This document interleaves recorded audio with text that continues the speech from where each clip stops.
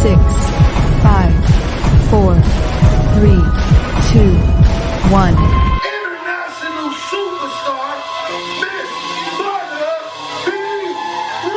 Rocker!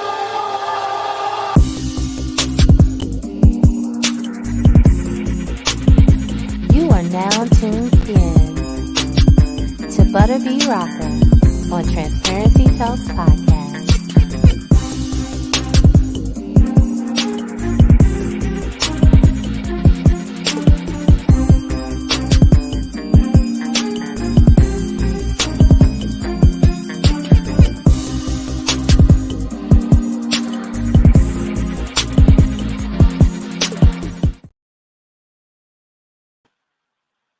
Hello, hello, hello. Welcome to another episode of Transparency Talks Podcast. I am your girl, Butter B. Rocker. Listen, we have an amazing show for you today. I'm super excited to actually speak to this young man. I had the pleasure of meeting him at the Lapo Screening Room, where I debuted my trailer for my film. So I'm really excited about that. Also, I want to let you guys know that my new single, Time Stands Still, it has got picked up on BET Her and BET Soul. This is my first announcement of it. They have not given me the exact date of when it's going to premiere yet. So as soon as I find out, I will let you guys know. But without further ado, he is the writer, director, and owner of Anti-Hero Productions, the Red Carpet Resident. Can you please show some love for Mr. Shaun Mathis? Hello, Shaun. How you doing? Phenomenal. How are you? I'm doing real good. I'm doing really good. I like to dive right on in. So can you tell everybody a little bit about your background? Background. Okay, so my background, I'm a writer, director, producer. I started out in Atlanta in 2013, taking writing classes XYZ. In 2015, I hooked up with Street Execs and did a bunch of videos and movies for 2 Chainz. And then from there, I started creating my own content and, working for a bunch of studios and putting out my own stuff. I'm not mad at it. Okay, so you are not from Atlanta. You're from Philly, correct? No. Well, okay. I moved here from Philly, but I'm originally from Waterbury, Connecticut. Oh, okay. Mm-hmm. All right. And what inspired you to pursue a career in the film industry? So I was in Philly between 2006. Well, I was in Philly between 2005 up to 2010 or 11. But I was writing books when I was there. Okay. And when I was writing my 3rd book, I kept seeing it in my head as a movie. And I figured, okay, the universe is telling me it's time to make a switch. And that's when I decided that I was going to write scripts. It was really that simple. The universe spoke to me and I listened. I love that. I love that. I kind of had the same type of situation. Well, actually, COVID spoke to me and said, hey, you can't tour no more singing, so you're going to have to figure it out. So I switched. Okay, but you started as an author, mm-hmm. and your first project was a short film, correct? No, my first project was a web series, actually. Oh, okay. My very first project that I wrote and financed was a short film. Oh, I'm sorry, was a web series called Threesome. Oh, I like the title. Yeah, it was a comedy about loosely based on what me and my girlfriend at the time had went through while trying to find another woman to join our relationship. So that was pretty much the premise of it. So some of the things in there actually happened. Some of the things, of course, were exaggerated for TV. Right. But that was my first project. Okay. I was looking at doing a web series, right? Mm-hmm. And when I found out the cost to do the series compared to the cost to just turn it into a feature film, I had 13 episodes written for my film. Yeah. Well, for my web series. And then I found out the cost. I condensed that and turned it into a feature film. Yeah. I was like, oh my God. So did you film it yourself? I mean, you had your people help you, or you just completely went all out and paid? Because it costs a lot of money to do films, as we know. It does. So I had that same revelation when I started. Originally, Threesome were 10-hour-long episodes. Wow. Right? And when I wrote down the cost, I was like, well, shit, I can shoot 5 films with this money. At the time, I was just starting out, so I didn't have the money to shoot that. So we wrote it down to like 10-minute episodes, 8 episodes, XYZ.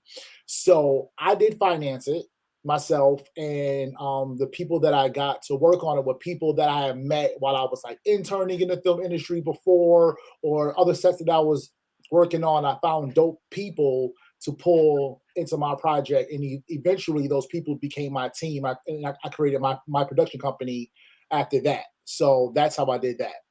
Okay. Mm-hmm. All right. So let's talk about short films, because Mm-hmm.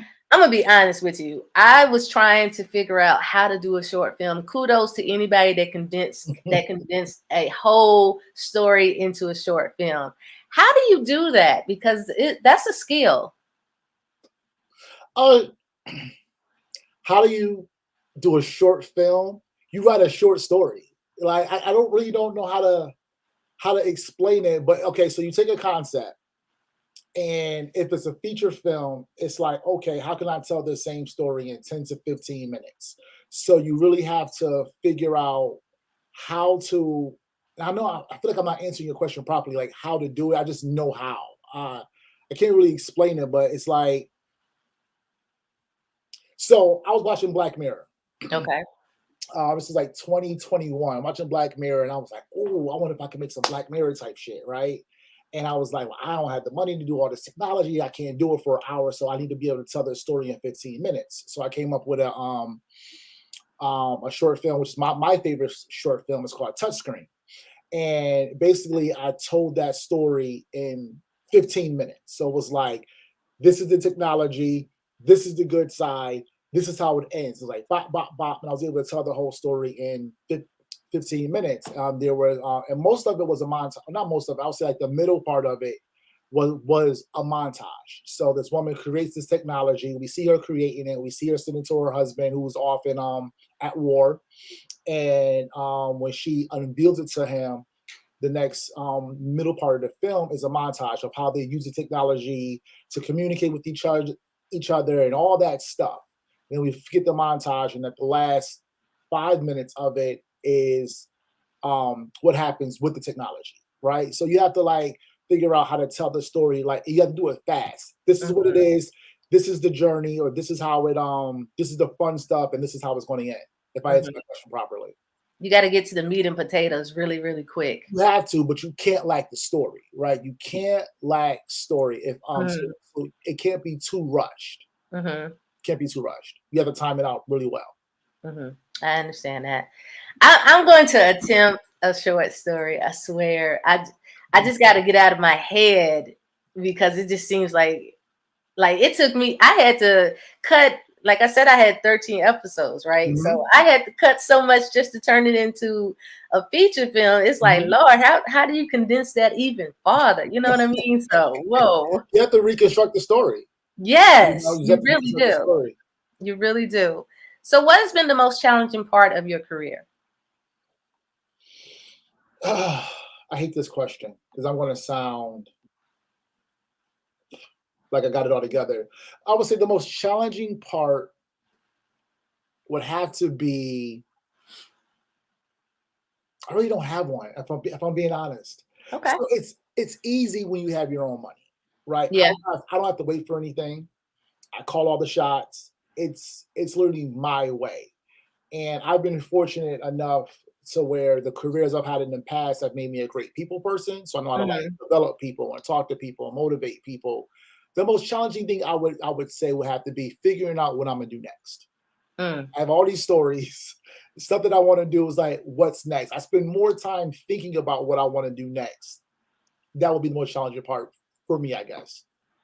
I think for me, because it was my first time and I dove right in and financed everything myself, it was finding the right team and then having to be able to work with different attitudes and characters and people that are on your set. How do you handle conflicts and different, people? Conflict head on, and I nip it in bud immediately. I don't have time for that. Like my sets, filmmaking is stressful enough. Like, Yeah. being on set is stressful enough, right? So at the minute I see conflict, I go at it head first and I cut it out of there. So, quick story: we were on a set, and one of our gaffers came to us and decided he wanted more money. We're like 4 days into like production. We have another 6 days to go. And he's like, I want more money. I'm not unloading my equipment so I get more money. They came to me with it. Cool, you're fired. And I call somebody else. That's simple. That's simple. Yeah. I kind of had something like that. Conflict or problems, I'm ready for it. And I tell people that you have to think about the worst shit that can happen. And that's a lot where pre-production comes in at. A lot of people invest, I got money, I got a script, let's shoot. And they don't spend enough time in pre-production thinking about if things will go wrong. So I prepare for war. That way, when something bad happens, I have an immediate response. Nothing misses a beat. Let's go. Yeah. Yeah. Good advice. I should have had you as my mentor, because people were trying me. I think it was also because I was a woman and I was new, and they knew that I was new, and so I had people that tried me, and I really didn't want to come off, as a B, and so I kind of tiptoed, for the first couple of days, and then I had to get in that ass, to let people know I'm not with it. Yeah, I mean, it sucks because that happens, especially with women. Like, Yeah. I have a female first AD. She's been with me for 4 years. It's my right hand. But I saw one time on set when I put her in charge, some of the males had an issue. So I had to like tap that ass real quick, like, she's me. Period. Yeah. Period. We don't treat women like that. We don't treat nobody like that. She's me, da-da-da. But I hear from other women that are in control that people do try them simply because they're women. And it adds to the fact that you're new. If a person's going to try to like take advantage, and it sucks, right? Yeah. So I tell people when they're new, when you're getting a team together, always call. Filmmaking in Atlanta is so small. Everyone knows everybody if you're doing it on a certain level. It's nothing to go to Instagram, type in that name, see who's in their photos, see who knows them. And I get references before I hire anybody. I get references. How does this person work? How does this person da-da-da, before I decide to bring them into my circle? And if I don't get 3 good references, I don't hire that person. Yeah. Really good advice. So yeah, I ain't gonna spill the beans on some stuff. Okay. So how do you stay motivated and inspired to keep creating? I don't have a choice. It's like it's just in me. Like it's all I think about outside of my children. So I don't have to like stay motivated because I'm already motivated. I think once you know what your purpose is, you don't need any motivation. And because I know what my purpose is and I know exactly what I want to do, how I want to do it, I just get up and freaking do it. Yeah, yeah. That's it. Well, one of the things that I really liked about you at the screening, I didn't really get a chance to speak to you, and it was a lot of stuff going on at the screening. So yeah, but one of the things that I really liked about you was, I mean, you were so direct, and of all of the people that was up there, I mean, you had no problem getting on the mic and you was like, look, you need to do this. I suggest this. And you had no problem with it. And it showed you had so much passion when you spoke that I was like, I have to speak to him. But it just wasn't the time. It was not. I feel you. I appreciate that. And the directness comes from, I had a military mother. She had a military background, so it was real direct. My mother never beat around the bush. My aunts never beat around the bush. They told you exactly what it was, good, bad, ugly, and different. So I grew up that way. Right. But what I've seen in the film community, especially in the Black film community, so many people are so worried about being labeled as a hater that we're not honest. And if we're not honest, you're going to go out here and continue to make the same mistakes. So I'm like, no, fuck that. Look, this is what it is. Yeah. Either you like it or you don't, but these are the facts. And my job, whenever I'm on a panel or whenever I'm teaching my students, whenever I'm mentoring someone, I have to be as direct as possible. Otherwise, you're not going to learn. I So agree. if I'm labeled mean or an asshole, my students call me the script terrorist. It doesn't matter because now you freaking get it. And you're going to go out here and be the best that you can be because I was so honest and direct and I didn't coddle your feelings and I don't care about being labeled a hater or whatever. So I think that's a responsibility that anyone that's been put on a panel or in a position where people are listening to you, be honest, be direct, and that's what it is. Yeah, I think that helps the person grow, and it challenges them, to step it up if they are lacking in something or it's something that they might have missed. Because if you're not challenged and everybody around you just says everything is rosy, you're not growing at all. Exactly. At all. Okay. What do you think is the pros and cons of putting your film in film festivals? Pros and cons. Let's go to pros first. The pro of getting your film in the film or putting your film in the film festival is that you get to start creating an audience, especially if you want to go to like different cities and states, right?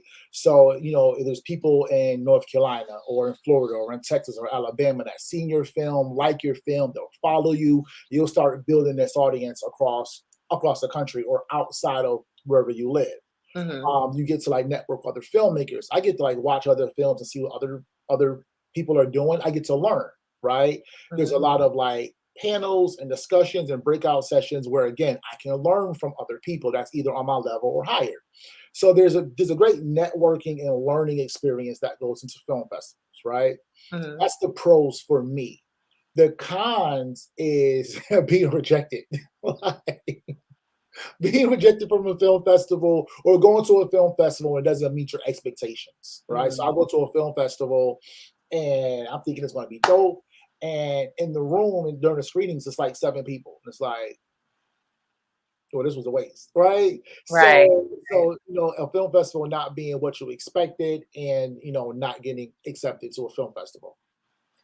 So my film just premiered. I just had my private screening at Studio Movie Grill, and I'm shopping it for distribution.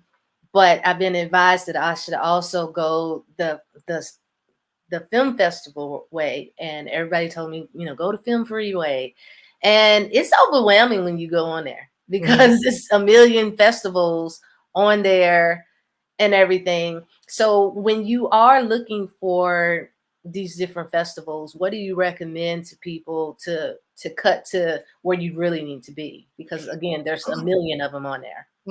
So on Film Freeway, on the left-hand side, there's an icon button or whatever you want to call it that says top 50 film festivals. Those are the ones I apply to. Gotcha. Those ones I start to look at. Then what I do is I look at these festivals and see what type of films won for the last 5 years. So I do a lot of research. So I look at which films won in each festival for the last 5 years because I'm able to identify a theme. This is the type of films this festival likes. This is the type of films that win. If my film doesn't fit, then I don't submit. Right? And then you also have to ask yourself when you're doing film festivals, like, what are you doing it for? What are you hoping to get out of that? Right? And then you can search film festivals that are giving you what you're looking for. So you're not just blindly submitting to everyone. Right. So for me, early in my career, I applied everywhere, right? Small ones, big ones, whatever. Now, actually, as of this year, I stopped doing film festivals. I don't do them anymore. Okay. I go straight to streaming.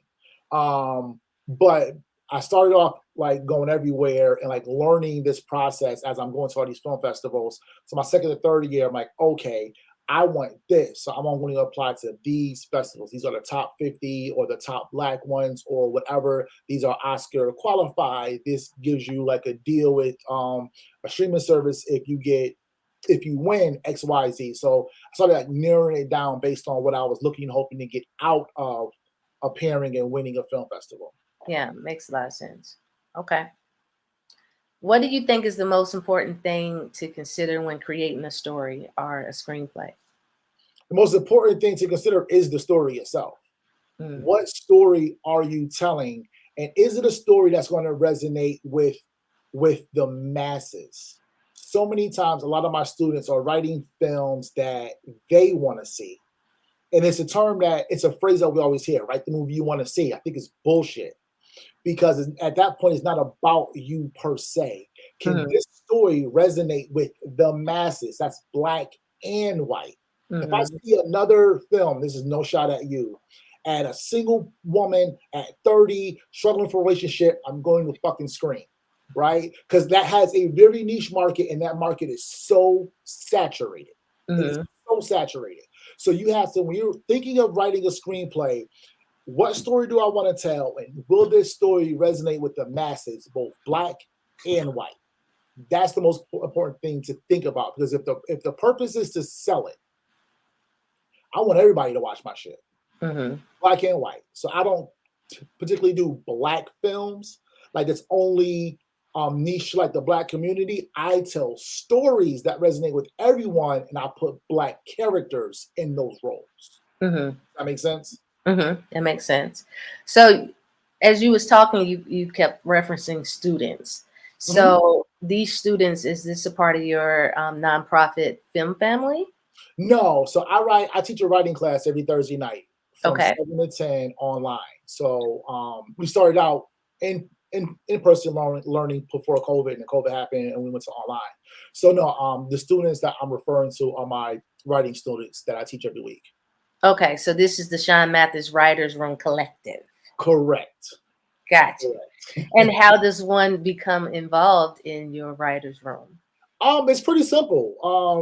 People either send me an email or they send me a DM saying that they're interested. And I Mhm. pretty much tell them the criteria. And the criteria is one, you have to come to class with a log line.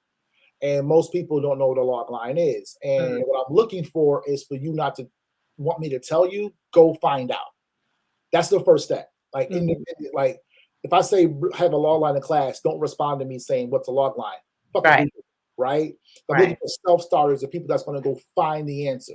So the criteria is come to class with a log line, have 5 pages of something that you've already written or an idea of what you want to write. Leave your feelings at the door, because if you thought I was direct at the screening, I am worse in the classroom. I am worse. They call me the script terrorist for a reason. Um, so it's a very tough class. It's a tough class, because I respect the art enough to be tough. Mhm. I need you to leave me and go out here and be successful, right? Otherwise, I haven't done my job. And the other component is I have to mentally prepare you for Hollywood. I have to Mm. mentally prepare you for the notes you'll get. I have to mentally prepare you for the notes. I have to mentally prepare you for the assholes. So if you can get past me, you're ready. Right. So like basically, like that's the criteria. Then I tell them how to pay, what the fee is, and it's $50 a month. And they get a link, and they're in a class. I require participation day number 1. You just don't come in and sit and listen. You answer questions. You write. You talk. There's active participation. So basically, yeah, I'll send someone the criteria of what it takes to be in a class, what to expect from the class, and once they Mhm. pay, they get the link. Okay. All right. And can you tell me about your nonprofit film family? So, film family. I used to be. I should take that off. I'm no longer involved with film family. But Okay. film family was a collective of filmmakers here in Atlanta, and a lot of us got together that were operating on a higher level, and we wanted to bridge the gap of filmmaking with between men, women, and people of color. And we Mhm. did that through workshops and classes and events and things of that nature. Got it. Now I am starting a new nonprofit, the Anti-Hero Film Foundation, which will kind of do the same thing. Okay. Mhm. Okay. All right. So your films are on multiple platforms. I mean, from Amazon, Apple TV, Tubi, Stars, Fox Soul. I mean, you just everywhere, right? How do you get in the room? I honestly, my work gets me in the room. Okay. So before I got streaming, I was doing short films or web series that were doing very well online. Okay. Right? So I was able to like build an audience. My IMDb was going up, and I was doing things for record companies and doing things for for other production companies or streaming services. So I built the name, and I had the work to back it up. So my work gets me in the room. Now my management gets in the room for me. I don't even have to be in Mhm. the room anymore. That's what my management is for. Got So, but before it's it's the work. The work will get you there. If the work is good, it's good quality, good storytelling, and you're consistent, it'll get you in the room. Okay.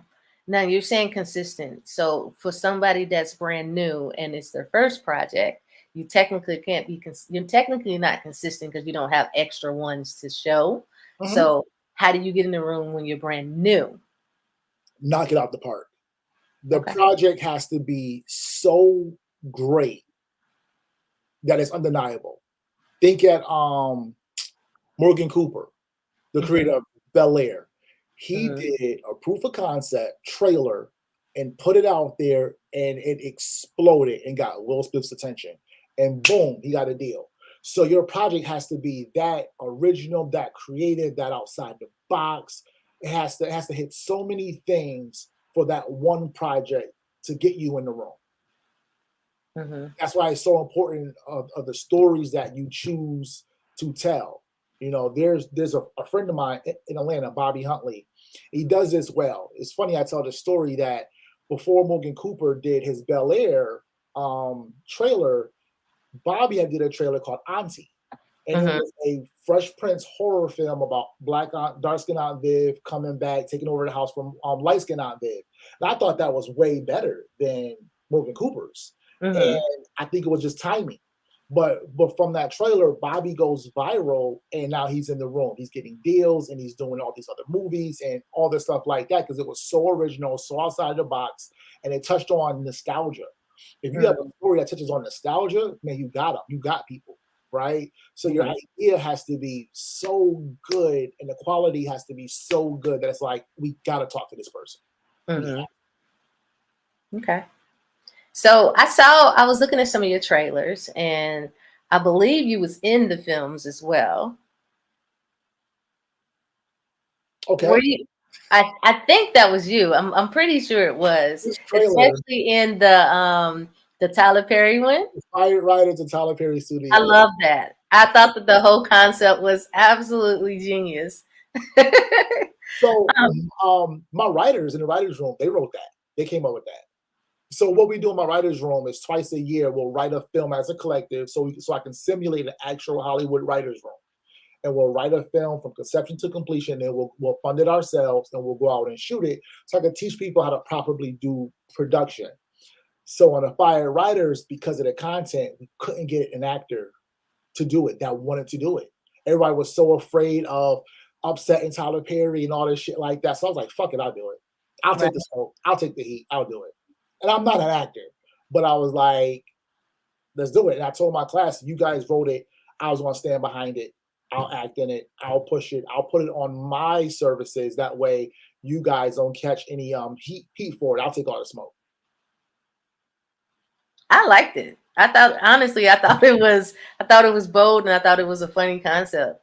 I thought it was really good. So I will let them know. Yeah. We actually did a clubhouse talk on it once it was released, and there was two writers that formerly wrote in Tyler Perry's writers' room, like back in 2006 when he had one. They were like, "This is great. If you guys need material, let us know. We'll love to like give you what goes on and stuff like that." So it was received well. Yeah. However, I did get a call from a friend who worked in TPS, and he's like, "The fuck are you doing?" I was like, "What do you mean?" He says, "Everyone at the studio is watching this.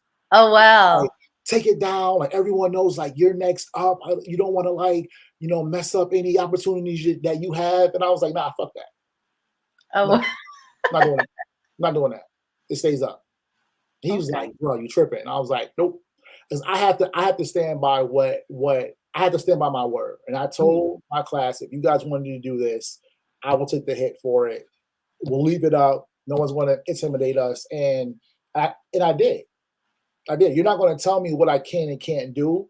I don't play the politics, right? I don't do things to spare or to appease other people. That's not what art is, right? Art is it's selfish. This is how I see the world. This is what I want to do. This is what I created. This is what I stand by. So I told him I said I'm leaving it up. And if I never work with Tyler Perry, okay, like I finance my own shit anyway. I don't need his investors. I don't need his help. right? And there's no shot to him, but I'm Right. not going to be told what to. I'm not going to be told what to do. I remember telling him, I said, when Saturday Night Live stop doing spoofs, or when he tells Saturday Night Live to stop doing spoofs about him, then I'll take it down. Because why are non-black people allowed to do things without any recourse, but when a black person does, we have to be the ones to like take it down or not do it or tiptoe? Nah, fuck that. That makes sense. Definitely makes sense. Okay. Well, when pitching, what are the do's and don'ts? Pitching is like my second favorite thing to do. So when pitching, do's, do know your story. Know your story like the back of your hand. Know your story like the back of your hand. First, rephrase that. First thing is know your audience, right? So if I walk in a room and it's, let's say it's a bunch of white people, I might not pitch the blackest story I had, right? I might pitch something that's more universal. So have more than one thing to pitch, but know your audience. Know when you walk in that room, because sometimes you don't know who's going to be there, right? So if it's a bunch of white people, I might pitch this story. If it's more women, I might pitch this story, right? If it's a mix, I have something that fits everybody. So A, know your audience. B, have multiple things to pitch. C, know your story like the back of your hand. Tell it with enthusiasm. D, confidence. Even if you mess up, you have to have confidence. Right. We pitch in my writer's room every 2 weeks because so many people are afraid to talk, are afraid to pitch, and they get nervous. And I have to like get you ready because once I teach you how to write, I don't have to go out and sell it. I have to teach you that part as well. So I have some students that have to pitch every single week because they're so nervous. All right, it's not right. Do it again next week. Right. Other people will pitch every 2 weeks. Some people pitch once a month because they're good. But confidence, even if you mess up, even if it doesn't go the way it goes in your head, you have to keep going. So you have to be confident because the person listening doesn't know you messed up. So you gotta have confidence. Don't read from the paper. Like some people will go into a pitch and read from the paper, and it's like, what are you doing? Because pitching is a performance. It's it's kind of like theater. Like they're looking at your voice, your body language, the inflection in your voice during a certain part. It's all about a performance, right? So don't read, because what you're doing is selling you. Really, it's part of the story, but they're also looking at, do they want to work with you? So if you're nervous and you're not reading from the paper, it tells people that you're not prepared or you're not ready to operate on this level. So yeah, don't read from the paper. Don't fluster or let them know you messed up. Don't say, shoot, I messed up. Don't tell them. Don't do that. Let's just like keep it going. And lastly, don't stop. Get through the pitch. Don't stop, get through the pitch, and be prepared for questions. And have those answers ready. Like whenever I pitch, I have my team ask me a bunch of questions, even like the wildest shit that probably will never come up, and the things that will come up. And because I've done it so well, I'll have a list of questions that I always ask myself when I'm preparing, or I'll have someone on my team ask me. That way I am prepared. So when he asks the question, boom, answer. And it's clean and it's concise and it's to the point, and I'm not talking on this answer for too long. That's some really good advice. The screening room was the first pitching scenario I've ever done, because again, I went straight from filming it. I posted that I was having my screening. I went and did it on a prime night. I did it on a Sunday night. Typically, screenings are done Monday through Thursday. I'm like, forget that. I'm doing it on the biggest night. Forget that. I want the biggest room. I like, if you're going to do it. You know what I mean? So I just went all out, and it sold out in 2 weeks. I was nervous, because, okay, they like the trailer. It sold out. That's cool. Now, are they going to really like this film when they see it? I was super nervous. But I was more nervous coming in front of y'all. Which was crazy because I kept hearing how you was talking to people, and I was like, oh snap, I'm about to get up here.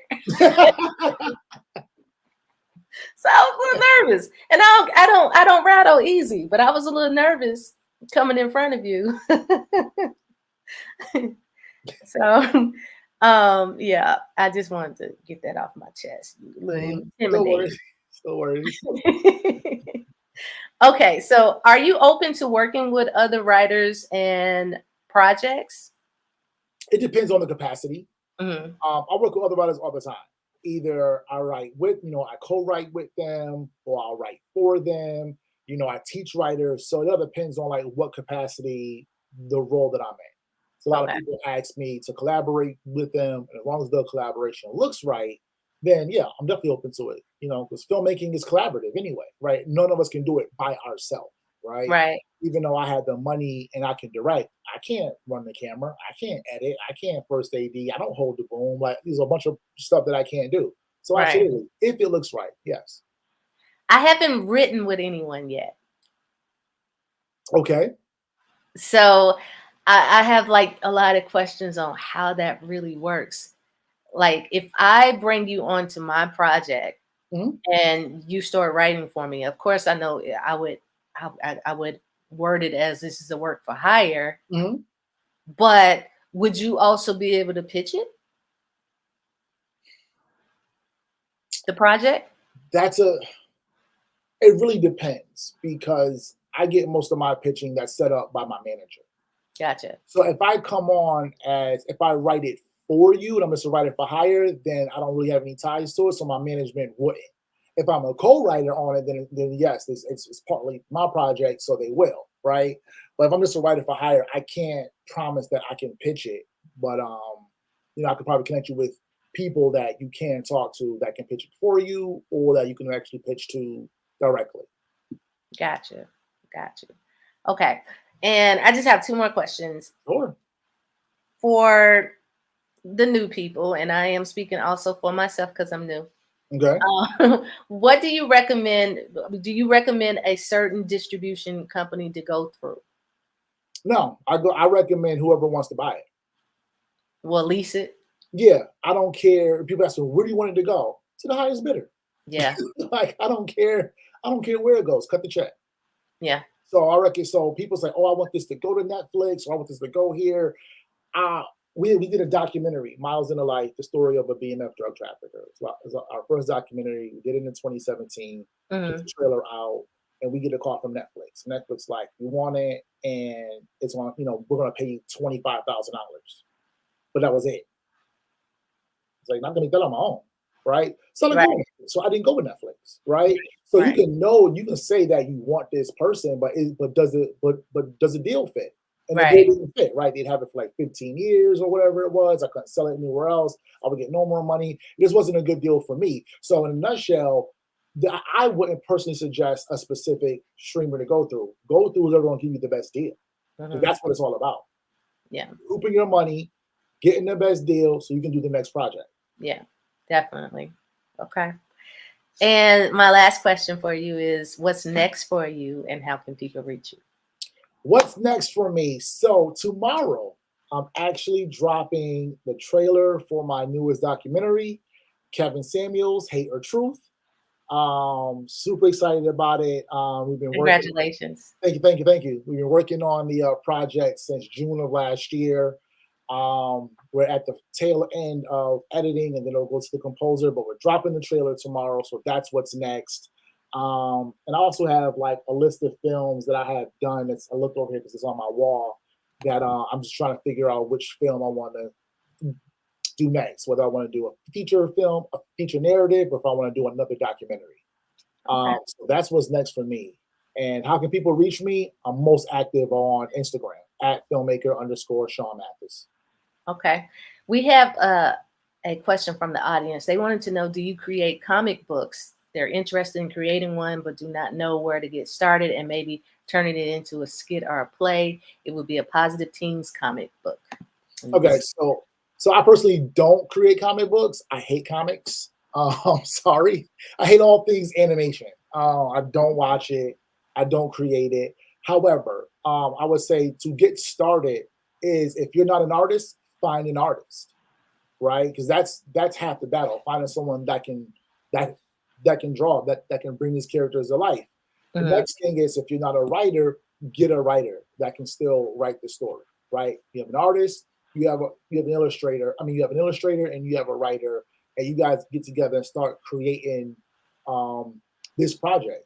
And then when it's done, like once you guys have like the illustration, everything is done, it's mapped out, get it pressed and printed. and then work on a marketing campaign. Okay. Very good advice. Well, I would like to thank you so much, Shaun, for being a part of this show. I think Thanks for you having me. definitely given some great insight to a lot of people, including the newbies out there. And Good. I appreciate you. So with that being said, we are out of here. Now you stay on the line, Shaun, but to our Facebook and our YouTube followers, we are out of here. We will talk to you guys later. Later. Thank you all.